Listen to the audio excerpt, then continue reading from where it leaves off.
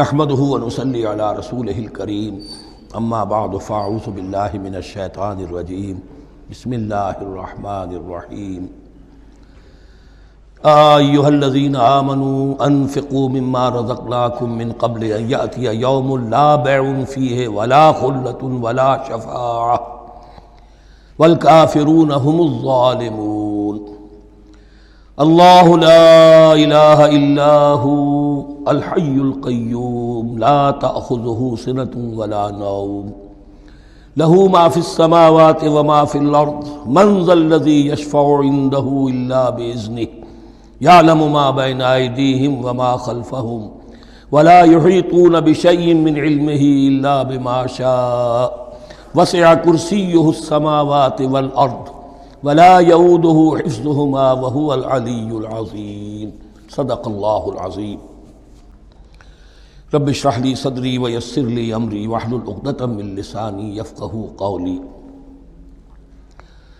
تقریباً 2 رکوعوں پر مشتمل معاملہ طالوت و جالوت کا وہ ہم پڑھ چکے ہیں، اور یہ گویا کہ اب غزوہ بدر کی لیے ذہنی اور نفسیاتی تیاری ہو رہی ہے، اور غزوات کے لیے جیسا کہ میں نے عرض کیا جہاں سرفروشی کی ضرورت ہے وہاں انفاق مال کی بھی ضرورت ہے، تو اب یہاں بڑے زوردار انداز میں پھر انفاق کی طرف توجہ دلائی جا رہی ہے۔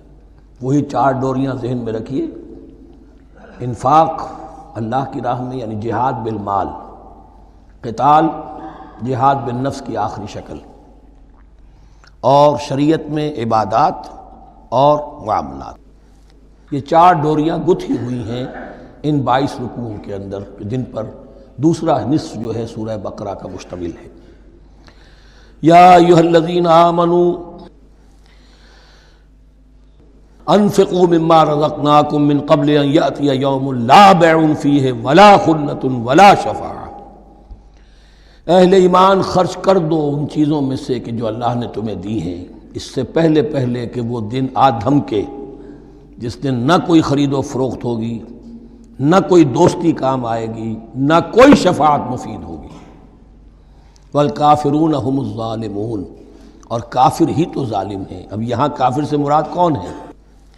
کافر اصطلاحی نہیں، کافر معنوی، جو اللہ کے اس حکم انفاق کی تعمیل نہیں کرتا، دیکھتا ہے کہ دین مغلوب ہے، اس کو غالب کرنے کی جد و جہد ہو رہی ہے، اس کی کچھ تقاضے ہیں، مالی ضرورتیں ہیں اس کی، اور اللہ نے اسے قدرت دی ہے، اس میں خرچ کر سکتا ہے اور نہیں کرتا، وہ ہے اصل کافر۔ اس کے بعد وہ آیت آ رہی ہے جو قرآن حکیم کی عظیم ترین آیت ہے، حضور فرمان نبوی صلی اللہ علیہ وسلم، آیت الکرسی۔ اس کا تو نام بھی چونکہ معروف ہے، میں نے جو آپ کو بڑے بڑے حکمت کے موتی اور بڑے بڑے پھول آپ کو گنوائے ہیں، آیت الآیات، آیت البر، آیت الاختلاف، اور اب یہ ہے آیت الکرسی، توحید کے عظیم ترین خزانوں میں سے ہے۔ ہی سیدۃ آیات القرآن، حضور نے فرمایا یہ تمام آیات قرآنی کی سردار ہے۔ جس طریقے سے آیہ بر اور سورۃ العصر میں ایک نسبت ہے کہ ہدایت اور نجات کی شرائط ساری کی ساری ایک چھوٹی سی صورت میں اللہ نے جمع کر دی، والعصر ان الانسان لفی خسر الا الذین آمنوا وعملوا الصالحات وتواصوا بالحق وتواصوا بالصبر، لیکن اس کی تفصیل ایک آیت میں آئی، وہ آیت البر ہے۔ چنانچہ جو منتخب نصاب ہم نے مرتب کیا ہے دعوت قرآن کے لیے، میں پہلا درس سورۃ العصر کا ہے اور دوسرا درس آیت البر کا ہے۔ جو نسبت سورۃ العصر میں ہے کہ وہ سورت ہے، یہ آیت ہے، لیکن اس آیت میں کئی صورتیں نکل سکتی ہیں حجم کے اعتبار سے سورۃ العصر کے برابر۔ یہی نسبت ہے سورہ اخلاص میں، 4 آیتیں، توحید کا عظیم ترین خزانہ، اور یہ آیت الکرسی، یہ آیت ہے۔ سورہ اخلاص اس میں 4 بن جائیں گی حجم کے اعتبار سے، لیکن اسے حضور نے ثلث قرآن قرار دیا ہے، توحید کے موضوع پر جامع ترین سورۃ الاخلاص، لیکن توحید اور خاص طور پر توحید فی الصفات کے موضوع پر عظیم ترین آیت یہ آیت الکرسی ہے۔ اللہ لا الہ الا ھو، اللہ وہ معبود برحق ہے جس کے سوا کوئی الہ نہیں، بڑا کیٹیگوریکل۔ الحی القیوم، وہ زندہ ہے از خود اور باخود، اس کی زندگی مستعار نہیں ہے۔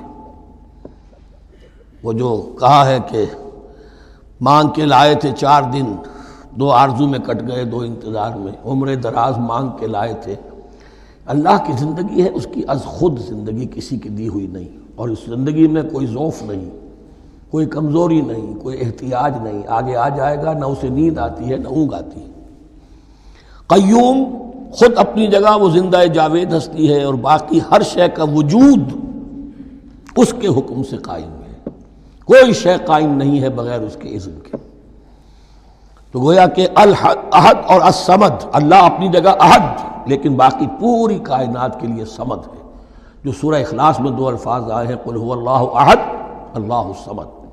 اللہ حی ہے اور قیوم ہے، لا تأخذہ سنۃ ولا نوم، اس پر غالب نہیں ہو سکتی نہ نیند نہ اونگ۔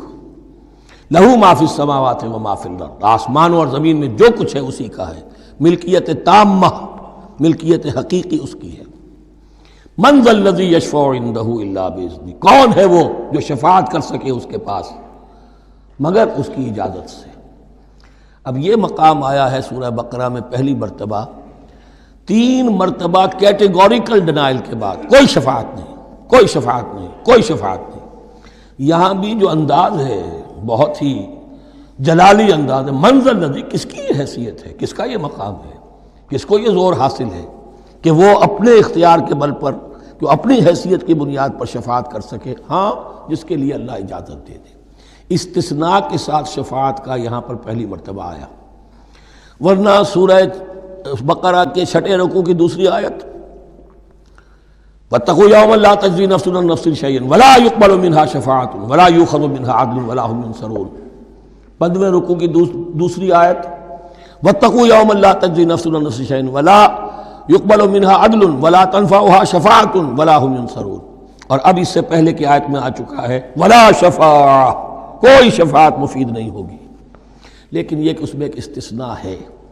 اب یہ ذرا باریک مسئلہ ہے کہ شفاعت حقہ کیا ہے، شفاعت باطلہ کیا ہے، تو دورہ ترجمہ قرآن میں اتنی تفاصیل کے ساتھ بحث نہیں کی جا سکتی، وہ ایک علیحدہ موضوع ہے، حال ہی میں نے اس پر اپنے درس ریکارڈ کرا دیے ہیں۔ یعلم ما بین ایدیہم وما خلفہم، وہ جانتا ہے جو کچھ ان کے سامنے اور جو اس کو پیچھے ہے۔ عام طور پر دنیا میں ہم سفارش کرتے ہیں تو کہتے ہیں کہ بھئی میں جانتا ہوں اس شخص کو بہتر، اصل میں جیسا کچھ یہ نظر آتا ہے ویسا نہیں ہے، یا جیسا کچھ فیکٹس آن دی فائل آ گئے ہیں وہ بڑے ہی ڈیسیونگ ہیں، اصل حقائق کچھ اور ہیں اس کیس کے، وہ میں آپ کو بتاتا ہوں۔ یہ بات اللہ کے سامنے کون کہہ سکتا ہے، جبکہ اللہ تو جانتا ہے جو کچھ ان کے سامنے اور جو کچھ ان کے پیچھے ہے، اور ان کا حال یہ وَلَا يُحِيطُونَ بِشَيْءٍ مِّنْ عِلْمِهِ إِلَّا بِمَا شَاءَ، اور وہ احاطہ کر ہی نہیں سکتے اللہ کے علم سے کسی شے کا سوائے اس کے جو اللہ چاہے۔ باقی ہر ایک کے پاس علم جو ہے اللہ کا عطائی علم ہے، دیا ہوا علم ہے، محدود علم ہے، بڑے سے بڑا رسول ہو، بڑے سے بڑا ولی ہو، بڑے سے بڑا فرشتہ ہو۔ لا علم لنا الا ما علمتنا، ہم پڑھائیں 4 رکوع میں، تو کون کہہ سکتا ہے؟ من ذا الذی یشفع عنده الا باذنہ یعلم ما بین ایدیہم وما خلفہم ولا یحیطون بشیء من علمہ الا بما شاء وسع کرسیہ السماوات والارض، اس کی کرسی تمام آسمانوں اور زمین کو محیط ہے۔ اب کرسی کے 2 مفہوم یہاں ہو سکتے ہیں، ایک تو یہ کہ اس سے جو معنی مراد ہے یعنی اس کا اقتدار،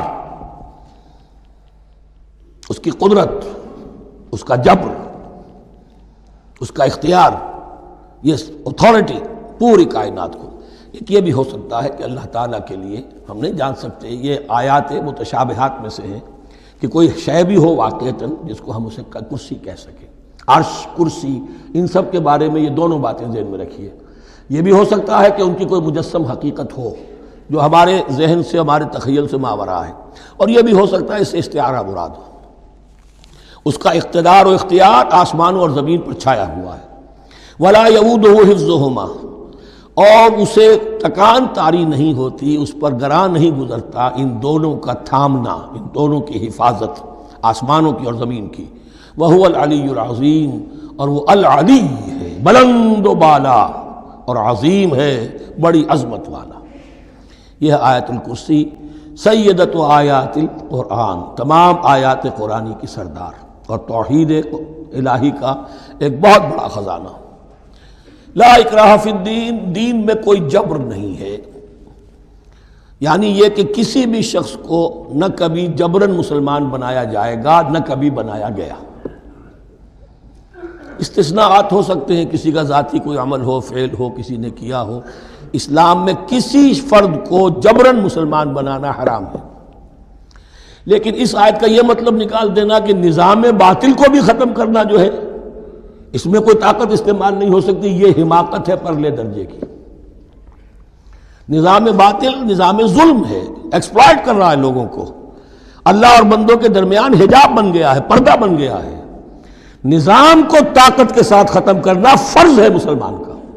طاقت نہیں ہے تو ٹھیک ہے، طاقت حاصل کرنے کی کوشش کرتا رہے، لیکن جو مسلمان نظام باطل کو ختم کرنے کی آرزو اور ارادے سے خالی ہے، اس کے دل میں یہ ارادہ نہیں ہے، اس کے دل میں ایمان نہیں ہے۔ طاقت اور جبر نظام کو ختم کرنے پر صرف کیا جائے گا، کسی فرد کو مجبوراً مسلمان نہیں بنایا جائے گا۔ یہ ہے اصل میں اس آیت کا مفہوم۔ لا اکراہ فی الدین قد تبین الرشد من الغی، رشد ہدایت واضح ہو چکی ہے کجی سے، جتنی کجیاں ہیں، جتنے غلط راستے ہیں، جتنی شیطانی پگڈنڈیاں ہیں، ان سے جو صراط المستقیم ہے اس کو بالکل مبرہن کر دیا گیا ہے۔ فمن یکفر بالطاغوت، تو جو کوئی بھی طاغوت کا انکار کرے گا، دیکھیے اللہ پر ایمان لانے سے پہلے طاغوت کا انکار ضروری ہے۔ جیسے لا الہ الا اللہ، تو طاغوت، اور طاغوت کون ہے؟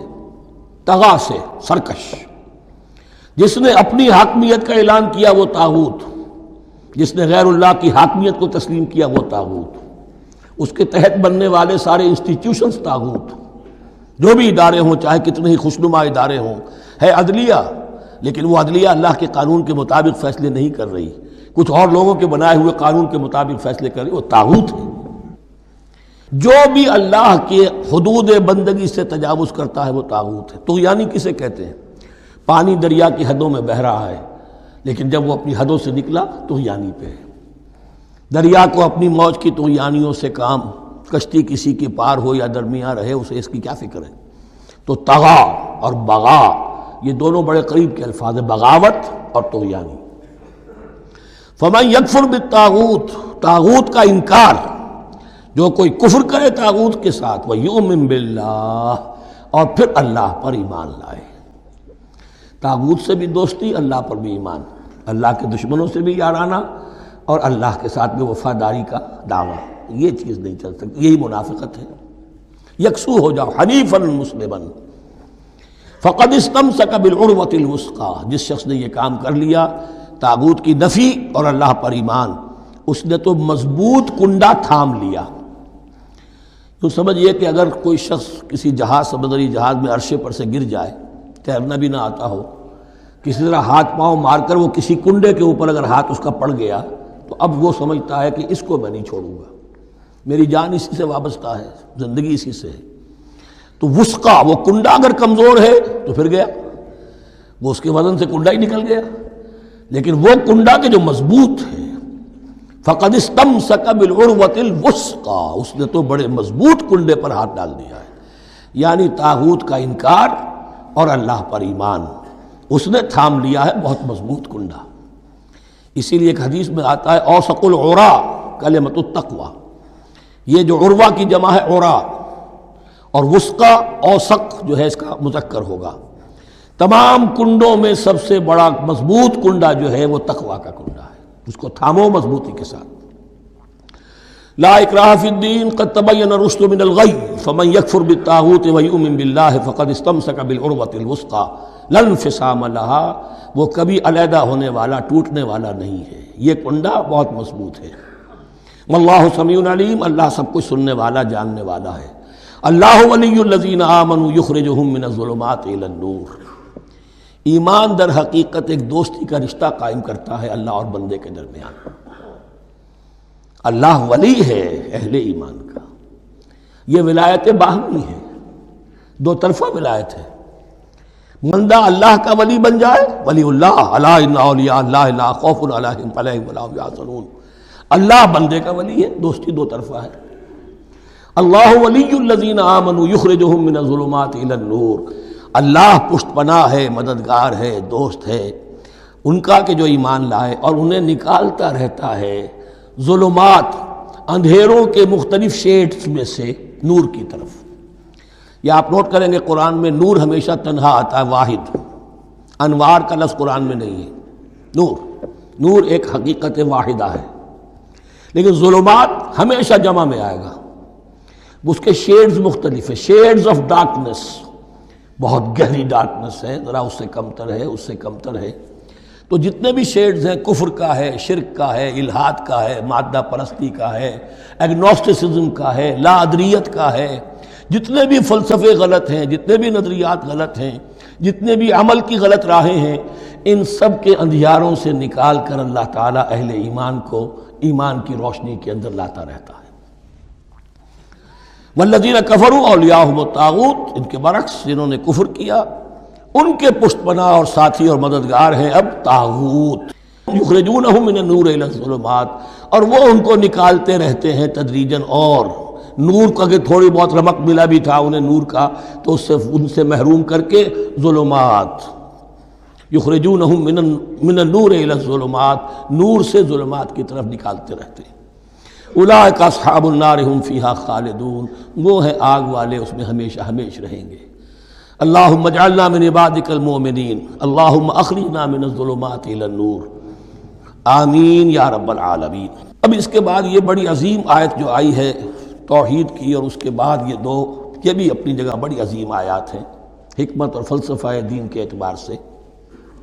اس کے بعد کچھ واقعات دیے جا رہے ہیں، حضرت ابراہیم علیہ السلام کی زندگی کا ایک واقعہ اور حضرت عزیر علیہ السلام کی زندگی کا واقعہ۔ الم تر الی الذی حاج ابراہیم فی ربہ ان آتاہ اللہ الملک، کیا تم نے دیکھا اس شخص کو جس نے کہ محاجہ کیا تھا، مناظرہ کیا تھا، حجت بازی کی تھی ابراہیم سے، اس وجہ سے کہ اللہ نے اسے بادشاہی دی ہوئی تھی، نمرود۔ یہ ذہن میں رکھیے کہ نمرود اصل میں لقب تھا، کسی کا نام نہیں تھا، جیسے فرعون مصر کے بادشاہوں کا لقب ہے، فرعونہ۔ نماردہ جو ہے یہ عراق کے بادشاہ تھے، بیبیلونیا۔ تو حضرت ابراہیم کی پیدائش بھی شہر ار میں ہوئی تھی کہ جو بیبیلونیا کا ایک شہر تھا عراق کا، اور وہاں بادشاہت تھی نمرود کی۔ جیسے فرعون نے مصر میں دعویٰ کیا تھا اپنی بادشاہی کا اور اپنی خدائی کا، اور یہ ہے سیاسی بادشاہی، یہ نہیں کہ ہم نے دنیا پیدا کی ہے، مطلب یہ کہ اختیار مطلق ہمارے ہاتھ میں ہے، ہم جس چیز کو چاہیں غلط قرار دے دیں، جس چیز کو چاہے صحیح قرار دے دیں، یہی ہے اصل میں خدائی اختیار ہاتھ میں لے لیا۔ اللہ کا حق ہے تحلیل و تحریم، کسی شے کو حلال کرنا، کسی کو حرام قرار دینا، اختیار واحد اللہ کے ہاتھ میں ہے۔ جس شخص نے بھی اپنے ذمے لے لیا، قانون سازی کا اختیار لے لیا اللہ کے قانون سے آزاد ہو کر، وہی طاغوت ہے، وہی شیطان ہے، وہی نمرود ہے، وہی فرعون ہے۔ تو اس نے، وہ نمرود نے کہا، محاجہ کیا، اس قال ابراہیم ربی الذی یحیی و یمیت، میرا رب تو وہ ہے جو زندہ کرتا ہے اور مارتا ہے۔ قال انا احیی و امیت، انہوں نے کہا میں بھی کر سکتا ہوں۔ اس نے جیل سے 2 قیدی منگوائے، دونوں کنڈیمڈ تھے، اور ایک کی گردن وہیں اڑائی اور ایک کو کہا جاؤ معاف، دیکھو میں نے جس کو چاہا زندہ رکھا اور جس کو چاہا مار دیا۔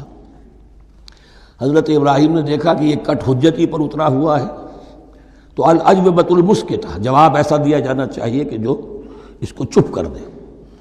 قال ابراہیم فإن اللہ یاتی بالشمس من المشرق فأت بها من المغرب، حضرت ابراہیم نے فرمایا اللہ تو سورج کو نکالتا ہے مشرق سے، اگر تو خدائی کا مدعی ہے تو نکال کے دکھا اسے مغرب سے۔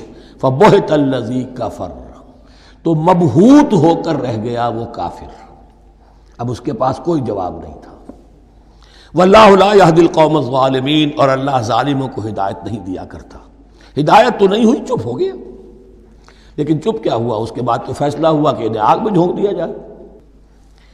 او کالذی مر علی قریۃ وہی خاویۃ علی عروشها، یا پھر اس شخص کے واقعے کو ذرا یاد کرو، کیا تم نے نہیں دیکھا کہ جس کا گزر ہوا ایک بستی پر، اور وہ اوندھی پڑی ہوئی تھی اپنی چھتوں پر۔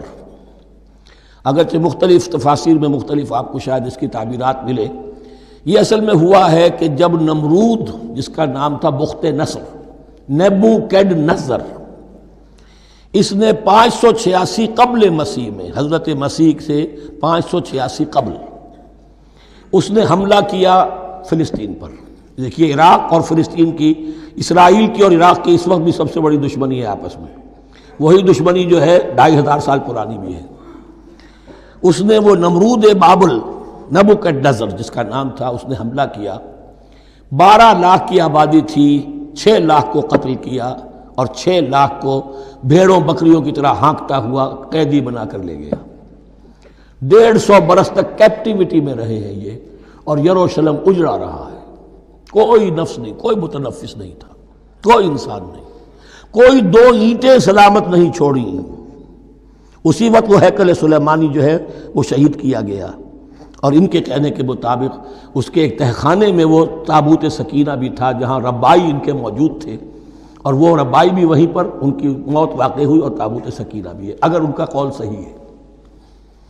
تو جس زمانے میں یہ اجڑی ہوئی بستی تھی، حضرت عزیر علیہ السلام کا گزر ہوا، انہوں نے دیکھا کوئی متنفس نہیں، تو انہوں نے کیا کہا، قال انا یحیی ھذہ اللہ بعد موتہا، اللہ اس بستی کو اس کے اس طرح مردہ اور برباد ہو جانے کے بعد کیسے زندہ کرے گا؟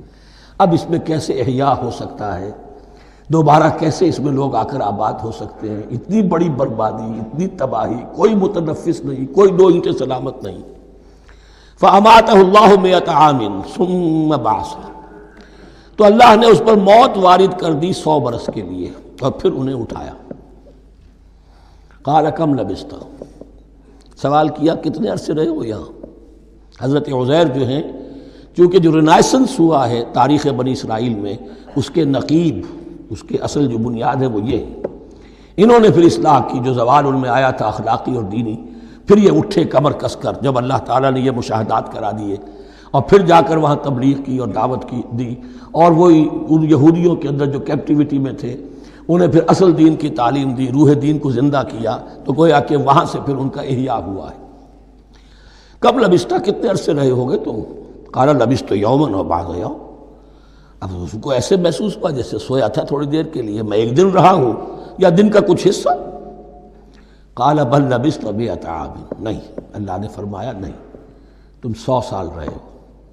فانظر الی طعامک و شرابک لم یتسنہ، تو ذرا اپنے کھانے اور جو مشروب تمہارے ساتھ تھا سفر میں، ذرا اس کو دیکھو، ان کے اندر کوئی بساند پیدا نہیں ہوئی، سڑے نہیں ہیں، ان کے اندر کوئی خرابی پیدا نہیں ہوئی۔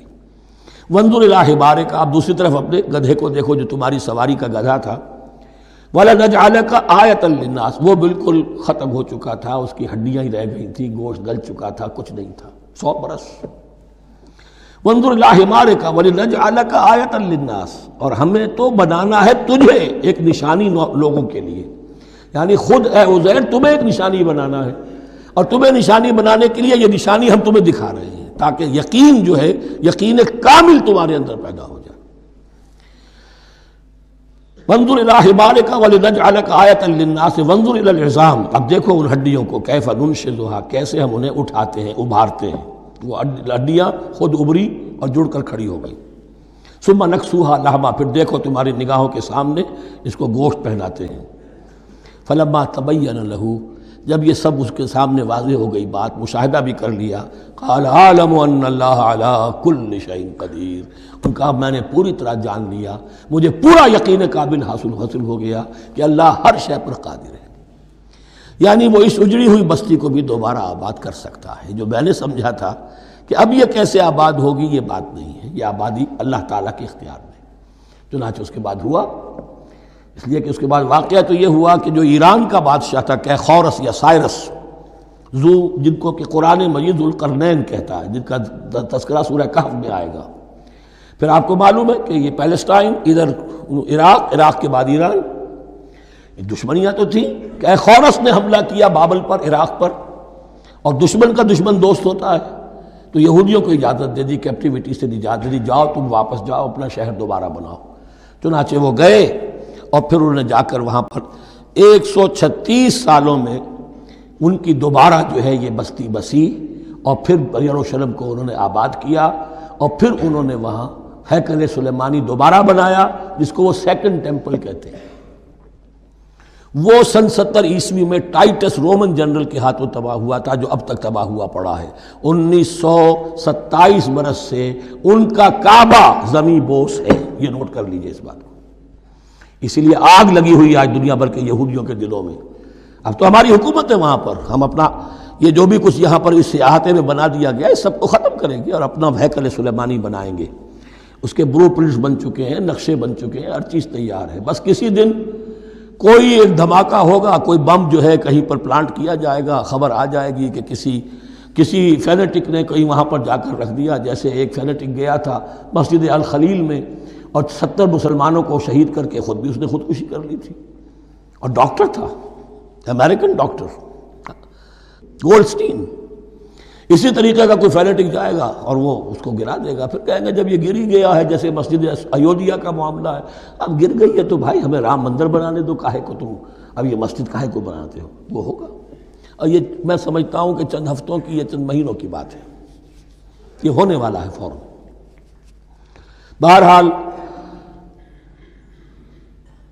یہ تو ہو گیا حضرت عزیر کا قصہ۔ اب اسی طرح کا ایک معاملہ حضرت ابراہیم کا مشاہدہ ہے۔ وَإِذْ قَالَ إِبْرَاهِيمُ رَبِّ أَرِنِي كَيْفَ تُحْيِي الْمَوْتَىٰ، اور یاد کرو جب کہ ابراہیم نے بھی کہا تھا پروردگار ذرا مجھے دکھا دے، مشاہدہ کرا دے تو مردوں کو کیسے زندہ کرے گا۔ قَالَ أَوَلَمْ تُؤْمِنْ، اللہ تعالیٰ کا سوال جو ہے بہت تیکھا ہے، تو کیا تم ایمان نہیں رکھتے؟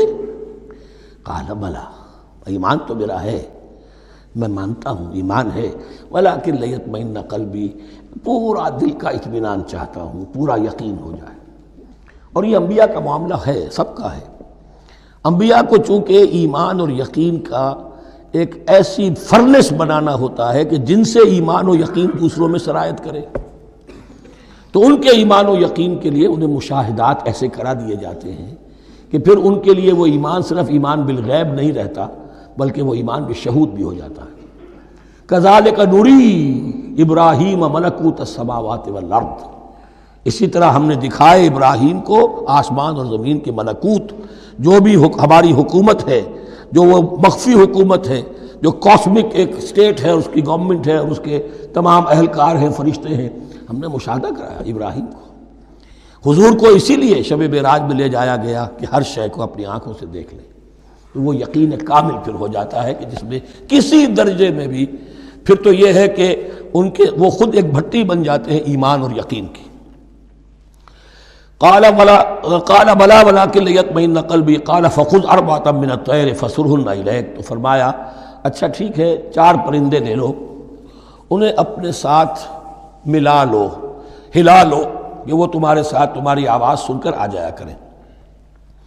ثم اجعل على كل جبل منهن جزءا، پھر ان کے ٹکڑے کرو اور ہر پہاڑ پر ایک ایک ٹکڑا رکھ دو۔ تو جو تفسیر میں آتی ہے یہ کہ ان میں سب کا سر علیحدہ کیے، ٹانگیں علیحدہ کی، پر علیحدہ کیے، دھڑ علیحدہ کیے، ایک پہاڑ پر چاروں سر رکھ دیے، ایک پہاڑ پر چاروں کے دھڑ رکھ دیے، ایک پہاڑ پر چاروں کے، اس طریقے سے مختلف اجزاء میں تقسیم کر دیا۔ قال فخذ أربعة من الطير فصرهن إليك ثم اجعل على كل جبل منهن جزءا، پھر ہر پہاڑ پر ان میں سے ایک ایک حصہ رکھ دو۔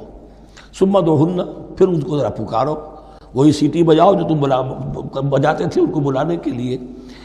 ثم ادعوهن يأتينك سعيا، وہ دوڑتے ہوئے آ جائیں گے۔ وَاعْلَمْ أَنَّ اللَّهَ عَزِيزٌ حَكِيمٌ، اور جان لو اس بات کو یقین کے ساتھ کہ اللہ تعالیٰ زبردست ہے، کمال حکمت والا۔ اب 2 رکوع آ رہے ہیں انفاق فی سبیل اللہ پر، اور یہ قرآن مجید کا ضربہ سلام ہے انفاق کے موضوع پر۔ لیکن ان کو پڑھنے سے پہلے نوٹ کر لیجئے کہ اللہ کی رضا جوئی کے لیے اپنا مال خرچ کرنا جو ہے، اس کے لیے دین میں کئی اصطلاحات ہیں۔ کھانا کھلانا، یطعمون الطعام علی حبہ مسکینا و یتیما و اسیرا، آت المال علی حبہ ذوی القربى والیتامى، ایتاء مال، اعطاء، پھر اس سے آگے آتا ہے صدقہ، زکوٰۃ، انفاق، قرض حسنہ۔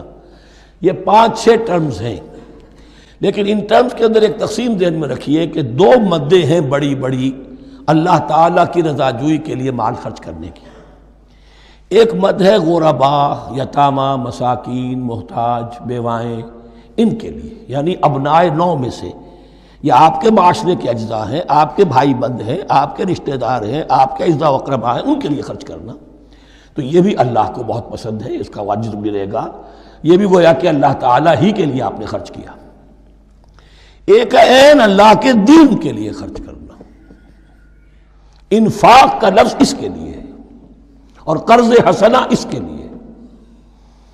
انفاق مال، انفاق فی سبیل اللہ، اللہ کی راہ میں خرچ کرنا، اللہ کے دین کی دعوت کو عام کرنا، اللہ کی کتاب کے پیغام کو عام کرنا، اللہ کے دین کی دعوت کو اس طرح ابھارنا کہ باطل کے ساتھ زور آزمائی کرنے والی ایک طاقت پیدا ہو جائے، ایک جماعت وجود میں آئے، ان کے لیے اساز و سامان فراہم کیا کرنا تاکہ دین کے غلبے کی ہر مرحلے کے جو تقاضے اور ضرورتیں ہیں وہ پوری ہو سکیں۔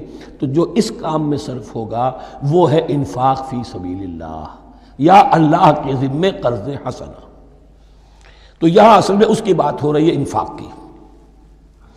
مثل الذین ينفقون اموالهم فی سبیل اللہ ہے، مثال ان کی جو اپنے مال خرچ کرتے ہیں اللہ کی راہ میں۔ عام طور پر یہ فی سبیل اللہ جو ہے وہ سبیل پانی کی بنا دی، وہ بھی سبیل ہے، ٹھیک ہے، وہ بھی سبیل تو ہے، نیکی کا وہ بھی راستہ ہے، سبیل اللہ ہے، لیکن یہ کہ فی سبیل اللہ خرچ جو ہے اس کا بالکل مفہوم اور ہے۔ وہ صدقہ ہے، خیرات ہے، زکوٰۃ بھی اصلاً جو ہے وہ غریبوں کا حق ہے، لیکن اس میں بھی ایک مد سبیل اللہ کی رکھی ہوئی ہے۔ اگر تو آپ کے قریب اعزاء و اقارب ہیں، غرباء ہیں، تو ان کا حق فائق ہے، پہلے ان کو دی۔ بہرحال فی سبیل اللہ انفاق۔ مثل الذین ينفقون اموالهم فی سبیل اللہ کمثل حبۃ انبتت سبع سنابل فی کل سنبلۃ مئۃ حبہ، مثال ان کی جو اللہ کی راہ میں خرچ کرتے ہیں اللہ کے دین کے لیے، ایسے ہے جیسے ایک دانہ کہ اس سے 7 سنبلیں پیدا ہوئیں، 7 خوشیں، 7 بالیاں، یہ 7 سٹے۔ باجرے کا سٹا ہوگا کتنے دانے ہوتے ہیں اس میں؟ مکئی کا سٹا ہے اس میں کتنے دانے ہیں؟ فی کل سنبلۃ مئۃ حبہ، اس میں 100 دانے موجود ہیں ہر ایک میں، تو ایک دانے سے 700 دانے وجود میں آ گئے۔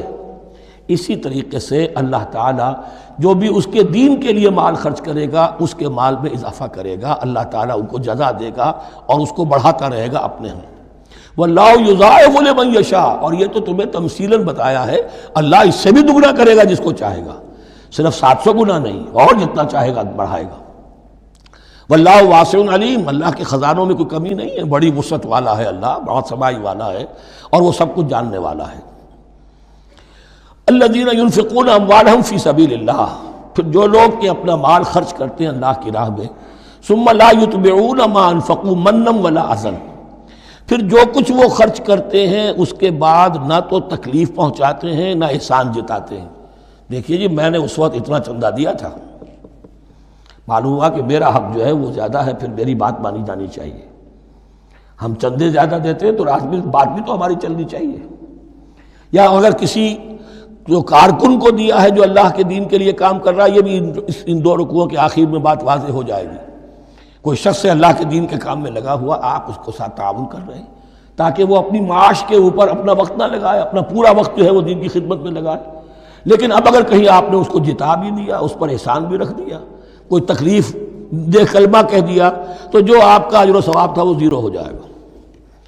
الذین ينفقون اموالهم فی سبیل اللہ ثم لا یتبعون ما انفقوا منا ولا اذى، جو انفاق کرتے ہیں اس کے بعد اس کے پیچھے نہ تو جتلاتے ہیں نہ کوئی اور تکلیف پہنچاتے ہیں۔ لہم اجرہم عند ربہم ولا خوف علیہم ولا ہم یحزنون، ان کا اجر ان کے رب کے پاس محفوظ ہے اور ان کے لیے مغفرت ہے۔ ولا خوف علیہم ولا ہم یحزنون، ان کے اوپر نہ کوئی خوف ہوگا اور نہ کوئی ان کو حزن سے دوچار ہوں گے۔ قول معروف، بھلی بات کہنا، ومغفرہ اور درگزر کرنا، خیر بہتر ہے من صدقۃ، اس خیرات سے یتبعھا اذی، جس کے بعد کے اذیت پہنچائی جائے۔ کوئی آپ سے فرض کیجئے کوئی ضرورت کے لیے آئی گیا ہے، کسی نے ہاتھ پھیلا دیا ہے، تو آپ اگر آپ نہیں کر سکتے مدد، قول معروف، نرمی کے ساتھ جواب دے دیجئے، معذرت کر لیجئے۔ یا یہ ہے کہ اگر کسی سائل نے آپ کے ساتھ درستی کی ہے تو پھر بھی یہ ڈانٹیے نہیں، وَأَمَّا السَّائِلَ فَلَا تَنْهَرْ، پھر بھی یہ ہے کہ مغفرت، معاف کیجئے۔ یہ کہیں بہتر ہے اس سے کہ دے تو دیا، خیر من صدقۃ یتبعھا اذی، اس کے بعد اسے 2-4 جملے بھی سنوا دیے، کوئی اور سلواتیں بھی سنا دی اسے، تو اس کا کوئی فائدہ نہیں ہوا۔ واللہ غنی حلیم، اللہ تعالیٰ غنی ہے اور حلیم ہے۔ یہ کیوں کہا گیا کہ تم اگر کسی کو دے رہے ہو تو اصل میں اللہ کو دے رہے ہو۔ ایک حدیث میں آتا ہے کہ اللہ تعالیٰ اپنے بندے سے شکایت کرے گا، اے میرے بندے تیرے پاس مال تھا، میں نے تجھ سے مال طلب کیا تھا، میں بھوکا تھا، میں نے تجھ سے روٹی مانگی، تو نے مجھے کھلایا نہیں۔ بندہ کہے اللہ تو غنی ہے، تجھے بھوک، تجھے احتیاج، کہ وہ جو میرا بندہ تھا جو بھوکا تھا، اس نے جو مانگا تھا تجھ سے وہ میں ہی تھا، اصل میرا بندہ تھا۔ الخلق عیال اللہ، تجھ سے انہیں کھانے کو نہیں دیا تمہیں، تو گویا کہ مجھے نہیں دیا۔ اے میرے بندے میں ننگا تھا، میں نے تجھ سے میں چاہا کہ میرا سطر ڈھانپ دے، مجھے کوئی لباس دے دے، لیکن یہ کہ تو نے نہیں دیا۔ یہ اسی طریقے سے تو سمجھ لیجئے کہ اللہ تو غنی ہے، جو دے رہے ہو سمجھ لو کہ اللہ کو دے رہے ہو، اور حلیم ہے، وہ حلم والا ہے، فوراً نہیں پکڑتا تمہیں۔ تم جو بھی کرتے ہو، جو دل سے اتری ہوئی شے وہ اللہ کے نام پہ دے دو، جو ردی چیز ہے وہ اللہ کے نام پہ دے دو، تو اللہ تعالیٰ کی غیرت جو ہے اسی وقت اگر جوش میں آ جائے اور تمہیں پیس کے سرما کر دے وہ، تو وہ کر سکتا ہے، لیکن نہیں، حلیم ہے، وہ دیکھتا ہے کہ میری توہین کر رہا ہے، مجھے دے رہا ہے اور یہ دے رہا ہے۔ یا ایھا الذین آمنوا لا تبطلوا صدقاتکم بالمن والاذی، اے اہل ایمان اپنے صدقات کو باطل نہ کر لو، نسیہ منسیہ ہو جاتے ہیں، بالمن والاذی، جتلا کر اور کوئی اذیت بخش بات کہہ کر۔ کالذی ينفق مالہ رئاء الناس، ان لوگوں کی طرح، اس شخص کی طرح جو اپنا مال خرچ کرتا ہے لوگوں کو دکھانے کے لیے، دے تو رہا ہے صدقات، چیریٹی ہاؤس، بڑے بڑے ادارے قائم کر دیے ہیں، یہ کہ سب ریاکاری ہے۔ کوئی سرکار دربار میں رسائی کے لیے فاؤنڈیشنز بنے ہوئے، کچھ اپنے وہ ٹیکس بچانے کے لیے، کچھ اور اپنی ناموری، کیونکہ پھر الیکشن بھی لڑنا ہے۔ یہ سارے کام جو ہوتے ہیں اللہ جانتا ہے کس کی کیا نیت ہے۔ لا تبطلوا صدقاتکم بالمن والاذی کالذی ينفق مالہ رئاء الناس ولا یؤمن باللہ والیوم الآخر، جو ریاکاری کر رہا ہے وہ حقیقت میں ایمان نہیں رکھتا اللہ پر اور یوم آخر پر۔ یہ ریا اور یہ ایمان ایک دوسرے کی ضد ہے، جیسا کہ حدیث بار بار سنا چکا ہوں، من صلی یرائی فقد اشرک ومن صام یرائی فقد اشرک ومن تصدق یرائی فقد اشرک۔ جس نے دکھاوے کے لیے نماز پڑھی اس نے شرک کیا، جس نے دکھاوے کے لیے روزہ رکھا اس نے شرک کیا، جس نے دکھانے کے لیے لوگوں کو صدقہ خیرات دیا اس نے شرک کیا۔ ولا یؤمن باللہ والیوم الآخر فمثلہ کمثل صفوان علیہ تراب فاصابہ وابل فترکہ صلدا، تو اس کی مثال اس چٹان کی سی ہے اس پر کچھ تھوڑا سا غبار، کچھ ریت جم گئی تھی، تو اگر کسی چٹان کے اوپر کچھ تھوڑی سی تہ آ گئی ہو مٹی کی، وہاں آپ نے کوئی بیج ڈال دیے، کوئی فصل بھی ہو گئی۔ فاصابہ وابل، اب آیا زوردار ایک بارش کا چھینٹا پڑا، زوردار بھی پڑا، فترکہ صلدا، وہ ساری اوپر کی تھوڑی سی تہ تھی، وہ مٹی بھی بہہ گئی اور آپ کی محنت بھی گئی، وہ آپ کا بیج بھی گیا اور آپ کی فصل بھی گئی۔ وہ چٹان جو ہے چٹیل چٹان وہ اندر سے نکل آئی، یعنی سب کچھ گیا۔ ریاکاری میں اس کا مطلب یہ ہے مال بھی دیا اور حاصل کچھ نہ ہوا، بیج بھی گیا، اور اللہ کے ہاں کسی اجر و ثواب کا سوال ہی نہیں۔ لا یقدرون علی شیء مما کسبوا، جو محنت انہوں نے کی تھی، اس تھوڑی سی مٹی جو جم گئی تھی اس میں بھی کچھ ہل چلایا تھا، کچھ بیج ڈالا تھا، اب اس میں کوئی قدرت انہیں حاصل نہیں ہے، سب کچھ گیا۔ واللہ لا یہدی القوم الکافرین، اور اللہ ایسے کافروں کو ہدایت نہیں دیتا، راہ یاب نہیں کرتا۔ ومثل الذین ينفقون اموالهم ابتغاء مرضات اللہ، اس کے برعکس وہ لوگ، وہی سائملٹینیس کنٹراسٹ، جب ایک ریاکاری کے خرچ کے لیے وہ ایک مثال دی گئی، تمثیل اور تشبیہ دی گئی، تو اب جو واقعتاً اللہ تعالیٰ کے اجر و ثواب کے لیے خلوص و اخلاص کے ساتھ خرچ کرتا ہے اس کے لیے بھی مثال۔ ومثل الذین ينفقون اموالهم ابتغاء مرضات اللہ، اور مثال ان لوگوں کی جو خرچ کرتے ہیں اپنے مال اللہ کی رضا جوئی کے لیے، خوشی حاصل کرنے کے لیے، وتثبیتا من انفسہم، اور اپنے عزم کی پختگی کے ساتھ، اپنے نفس کی پختگی کے ساتھ۔ کمثل جنت، ان کی مثال اس باغ کی ہے، بربوۃ، جو ذرا بلندی پر ہے، باغ ہے، جیسا کہ میں نے عرض کیا نیچرل باغ کا یہی تصور ہوتا تھا، ذرا اونچائی پر جو ہے پلانٹیشن ہے، ندی بہہ رہی ہے کوئی دامن میں جس سے خود بخود اس کو اریگیشن ہو رہی ہے۔ کمثل جنت بربوۃ، یہیں سے یہ قادیانیوں نے لفظ ربوہ لے کر اور اپنا وہ شہر بنایا ہے پاکستان میں۔ اصابہ وابل، اب اگر اس باغ کے اوپر زوردار منہ آ جائے، بھی آ جائے، خوب بارش برسے، فآتت اکلھا ضعفین، تو اس کا پھل جو ہے دگنا ہو جائے گا۔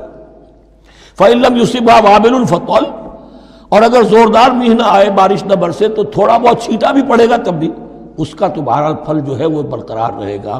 واللہ بما تعملون بصیر، اور جو کچھ تم کر رہے ہو اللہ تعالیٰ اس کو دیکھ رہا ہے۔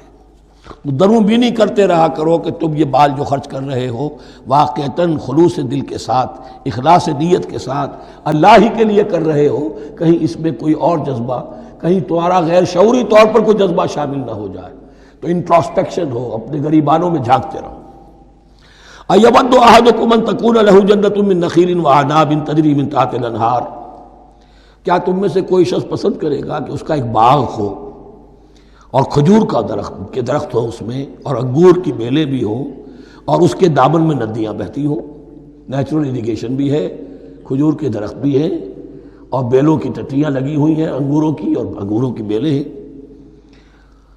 لہو فیہا من کل الثمرات، اس کے لیے اس باغ میں ہر طرح کا میوہ ہے۔ فاصابہ الکبر، اب اس پر بڑھاپا بھی طاری ہو گیا ہے۔ وَلَهُ ذُرِّيَّةٌ ضُعَفَاء، اور اس کی اولاد ہے ابھی چھوٹی عمر کی، کم سن ہے، کمزور ہے۔ فَأَصَابَهَا إِعْصَارٌ، کہ اچانک اس باغ کے اوپر ایک ایسا بگولا، ایک ایسی آندھی آئی جس میں آگ ہے، فِيهِ نَارٌ، کوئی ایسا آگ بھری آندھی آئی۔ فَأَصَابَهَا إِعْصَارٌ فِيهِ نَارٌ فَاحْتَرَقَتْ، پورا کا پورا باغ جل کر جلس کر رہ گیا۔ کذالک یبین اللہ لکم الآیات لعلکم تتفکرون، اس طرح اللہ تعالیٰ تمہارے لیے اپنی آیات کو واضح کرتا ہے تاکہ تم تفکر کرو۔ یعنی ایک انسان نے ساری عمر سمجھا ہے کہ بڑی میرے نیکی کمائی ہے، میں نے یہ کیا ہے، میں نے فاؤنڈیشن بنایا، میں نے مدرسہ قائم کر دیا، میں نے یتیم خانہ بنا دیا، لیکن یہ کہ اچانک کسی وقت آنکھ کھلے گی، جب آنکھ کھلی گل کی تو موسم تھا خزاں کا، معلوم ہوگا یہ تو کچھ بھی نہیں تھا، یہ تو گویا کہ ایک بگولا آیا سب کو جلا گیا، اس لیے کہ اس میں اخلاص تھا ہی نہیں، اس میں نیت جو ہے اس میں کھوٹ تھا، اس میں ریاکاری تھی، اس میں لوگوں کو دکھانا مقصود تھا۔ پھر حال وہی ہوگا جس طرح کہ وہ بوڑھا اب کفِ افسوس مل رہا، اب کیا کرے، بوڑھا ہو چکا ہے، دوبارہ تو باغ لگا نہیں سکتا، لہذا جب وہ موت آ جائے گی تو گویا کہ اب اس کے لیے موقع نہیں ہے کہ دوبارہ کوئی کام اور کر سکے۔ یا ایھا الذین آمنوا انفقوا من طیبات ما کسبتم ومما اخرجنا لکم من الارض، اے ایمان والو خرچ کرو، اللہ کے لیے دینا ہے، اللہ کے دین کے لیے دینا ہے، اللہ کے نام پر دینا ہے۔ من طیبات ما کسبتم، جو چیز تم نے کمائی ہے اس کی اچھی چیز، پاکیزہ چیز، بہتر چیز تو ومما اخرجنا لکم من الارض، اور جو کچھ ہم نے نکالا تمہارے لیے زمین سے۔ اب زمین سے ظاہر بات ہے جو بھی نباتات آ رہی ہے، چاہے وہ کوئی چراہ گاہ ہے تو اس کے اندر سے جو ہے وہ بھی ہریاول ہے تو اللہ نے پیدا کی ہے، کھیت کے اندر آپ نے محنت کی ہے، ہل چلایا ہے، بیج ڈالے ہیں، لیکن یہ کہ فصل کا اگانا تو آپ کے کام ہاتھ نہیں ہے، تو اللہ کے ہاتھ میں ہے۔ تو جو کچھ ہم نے نکالا ہے تمہارے لیے، وَمِمَّا أَخْرَجْنَا لَكُم مِّنَ الْأَرْضِ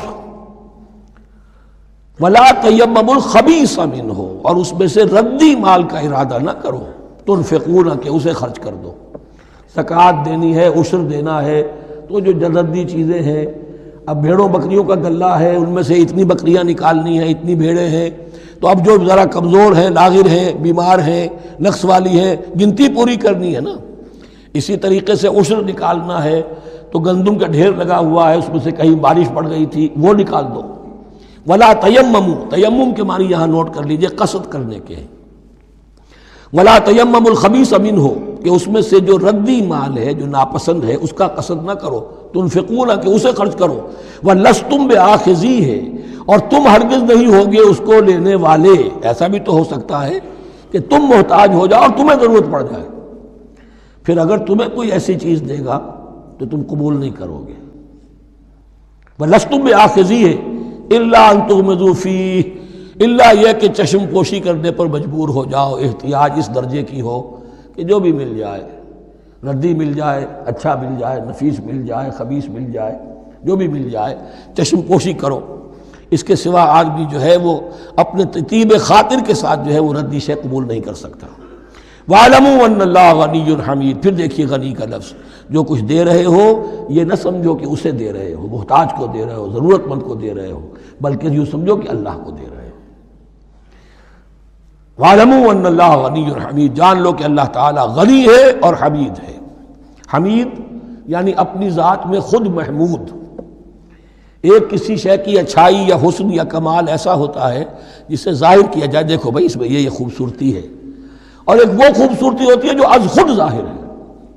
حاجت مشاطہ نیست صورت دل آرام را۔ تو اللہ تعالیٰ اتنا ستودہ صفات ہے، اتنا محمود ہے اپنی ذات میں کہ وہ خود بخود محمود ہے، اسے کسی حمد کی حاجت نہیں ہے، از خود محمود ہے۔ الشیطان یعدکم الفقر ویامرکم بالفحشاء، دیکھو شیطان تمہیں ڈراتا ہے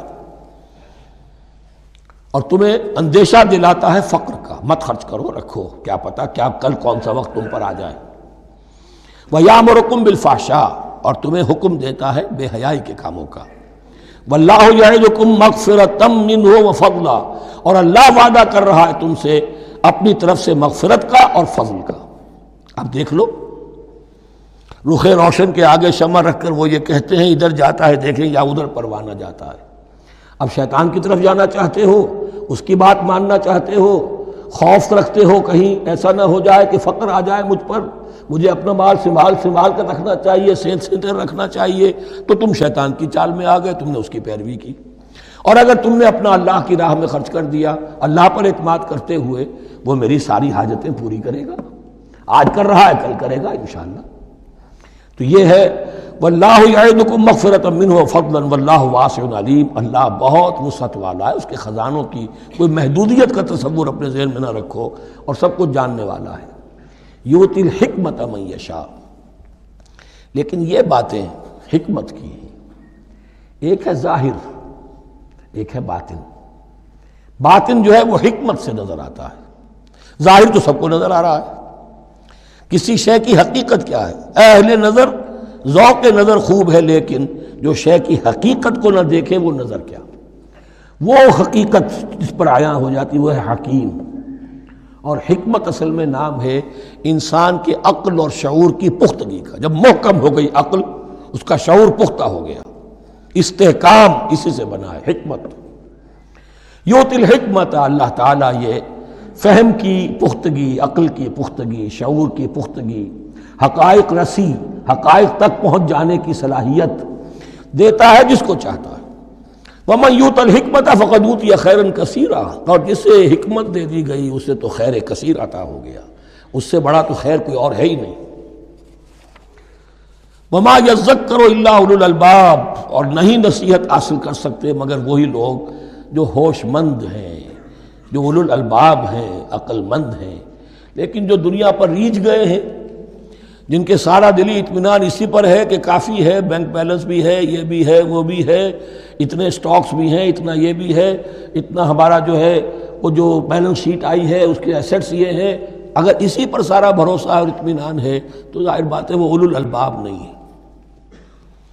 وَمَا أَنفَقْتُم مِّن نَفَقَةٍ أَوْ نَذَرْتُم مِّن نَذْرٍ، اور جو بھی کچھ تم خرچ کرتے ہو، جو بھی نفقہ، جو بھی خیرات تم دیتے ہو، اور نظر تم من نظرین، اور یا جو بھی نظر تم دیتے ہو اللہ کے نام پر، منت مانگتے ہو، فإن اللہ یعلم، اللہ تعالیٰ اس سب کو جانتا ہے۔ وما للظالمین من انصار، اور یقیناً ظالموں کے لیے کوئی مددگار نہیں ہوں گے۔ ان تبدوا الصدقات فنعم ما ہی، صدقات کو تو اگر تم کھل کر اعلانیہ دو تب بھی ٹھیک ہے، اور خاص طور پر زکوٰۃ کا تو معاملہ اعلانیہ ہے ہی ہے۔ ان تبدوا الصدقات، ظاہر کرو، برملا اعلانیہ دو تو بھی ٹھیک ہے، کم سے کم فقراء کا حق تو پہنچ گیا، کسی کی ضرورت تو پوری ہو گئی۔ وَإِن تُخْفُوهَا، لیکن اگر تم انہیں چھپاؤ، اب یہ ہوگا صدقات نافلہ کے لیے۔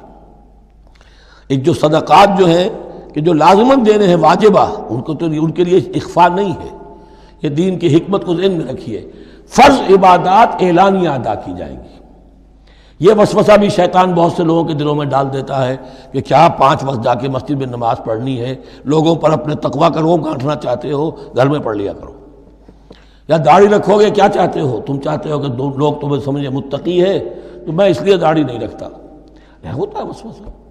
لیکن جو چیز واجب ہے وہ علن اعلان کرو، اس کے اظہار میں کوئی رکاوٹ نہیں۔